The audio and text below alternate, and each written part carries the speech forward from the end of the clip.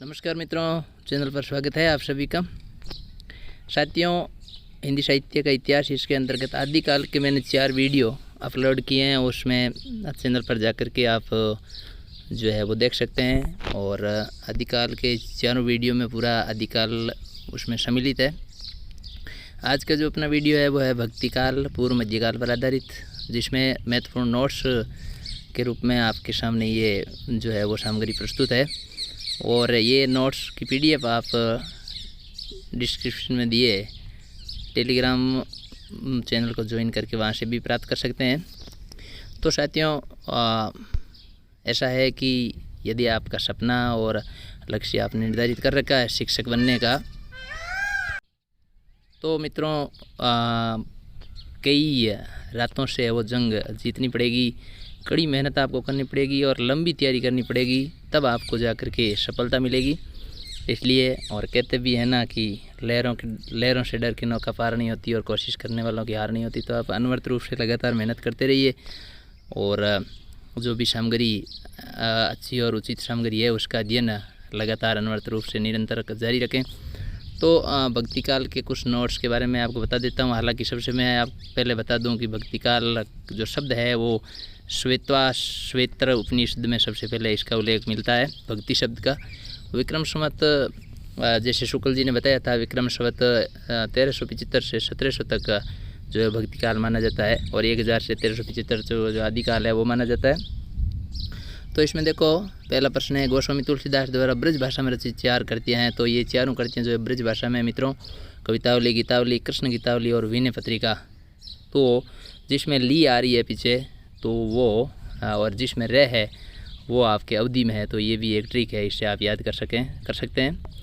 उसके बाद देखो, अगला जो है प्रश्न मुख्य बिंदु, रसकान की 4 प्रमुख रचनाएं जो मुक्तक शैली में है तो वो है सुजान रसकान, प्रेम वाटिका, दान लीला और अष्टयाम। ये है वो रचना है मुक्तक शैली में है रसकान की लिखी हुई 4 प्रमुख रचनाएं। उसके बाद में नंददास के परिपक्व दर्शन ज्ञान, विवेक बुद्धि, तार्किक शैली और कृष्ण भक्ति का परिचय ग्रंथ है तो वह है भ्रमर गीत, जिसका नाम इन्होंने भंवर गीत रखा था। मित्रों, इसके अलावा देखो, अगला प्रश्न है, ज्ञान मार्ग की शाखा सर्वाधिक शिक्षित और एकमात्र जो है वो शास्त्रीय कवि थे तो सुंदरदास थे और बाकी सभी जो है वो निरक्षर थे, अनपढ़ थे, ऐसा बताया गया है। मंजन की खाली जगह रचना है मधुमालती और कुतुबन की है मृगावती। तो मंजन मधुमालती में ऐसे में मधुमालती और कुतुबन, इन कुत्तों के पीछे मृग के पीछे भागते कुत्ते, तो इसलिए कुतुबन प्रेम मार्ग की सूफी शाखा की प्रसिद्ध कृतियाँ हैं। तो ये भी आप ध्यान रखें, बहुत प्रसिद्ध है। काल क्रमानुसार जो है वो संतों को इस प्रकार रखा जा सकता है। निर्गुण संत कबीर जी 1398 में, 1440 से जायसी और 1483 सूरदास और 1497 से तुलसीदास, फिर रसकान 1548 से और रहीम जी 1556 से। तो ये काल कर्मानुसार है। काव्य धारा के सभी कवियों ने मुक्त काव्य लिखा है। किस में लिखा है तो ये है आपकी कृष्ण भक्ति पर लिखा मुक्ति काव्य। तो इसको भी आप ध्यान रखें। वात्सल्य वर्णन हिंदी साहित्य की अमूल निधि है। तो वात्सल्य रस का जो वर्णन किया है ब्रज भाषा में भगवान श्री कृष्ण का वो है सूरदास जी, तो यहाँ पर सूरदास जी आएगा। और राम भक्ति काव्य में ब्रज और अवधि दोनों भाषाओं पर कहा, जबकि कृष्ण भक्ति काव्य में केवल ब्रज भाषा का प्रयोग हुआ है। तो ये भी आप ध्यान रखें, जैसे तुलसीदास जी ने किया, दोनों का समान अधिकार था ब्रज और अवधि पर तुलसीदास। सूफी काव्य धारा की प्रमुख भाषा है तो सूफी काव्य धारा की प्रमुख जो भाषा है वो है अवधि। सूरदास के गुरु थे वल्लभाचार्य। जायसी ने ईश्वर प्राप्ति का एकमात्र साधन किसे माना है तो प्रेम को माना है। यहाँ पर जो है वो प्रेम को उन्होंने महत्व दिया है, तवज्जो दिया है। जायसी के पद्मावत महाकाव्य में किन 2 छंदों की प्रधानता है तो यहाँ पर यह आप ध्यान रखें, 2 भाव और चौपाई छंद को विशेष प्रधानता दी गई, 2 भाव और चौपाई। गोपी उद्धव समाद को किस नाम से जाना जाता है तो ये भ्रमर गीत के नाम से जाना जाता है। साथियों, चैनल को सब्सक्राइब जरूर करें और वीडियो अच्छा लगे तो लाइक और शेयर कमेंट करके अपनी राय भी बताएं। हिंदी साहित्य में बिहारी रत्नाकर के नाम से प्रसिद्ध है बाबू जगन्नाथ दास रत्नाकर। तो बहुत ही महत्वपूर्ण और अच्छा प्रश्न है, ये पॉइंट है।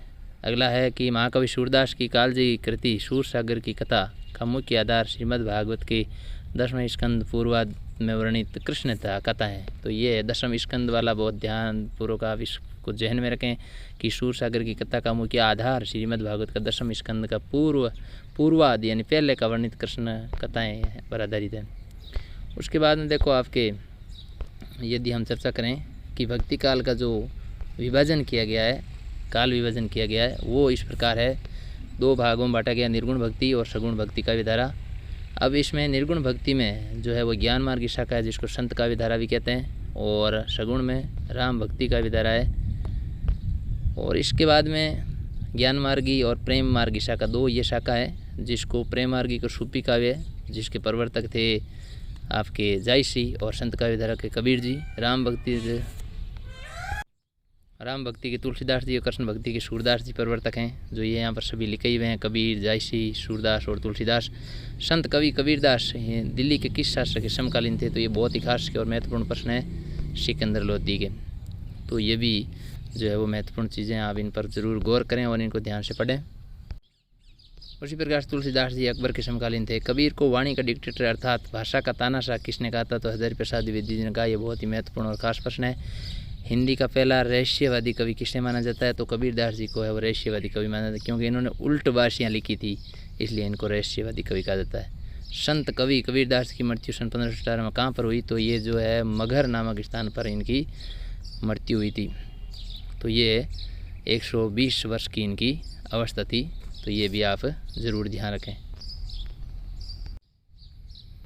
क्योंकि इनका जन्म है वो 1398 में हुआ था, लहर तारा तालाब के किनारे पे विधवा ब्राह्मणी के कोख से। तो इस प्रकार साथियों वीडियो अंत तक देखें बिना स्किप किए, और वीडियो अंत तक देखने के लिए आप सभी का बहुत बहुत धन्यवाद।